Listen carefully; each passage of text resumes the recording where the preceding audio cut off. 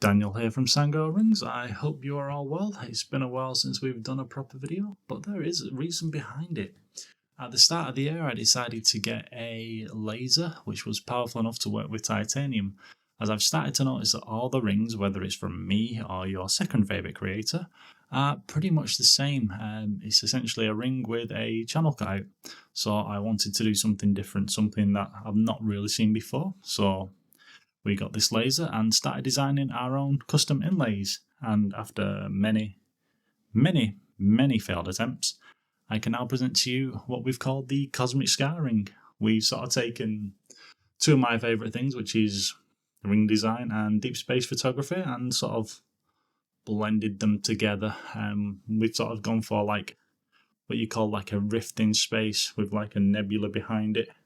So we've used our classic onyx and opal inlay mixture to present this, and I hope you guys like it, and it's available now exclusively at sangrealrings.com.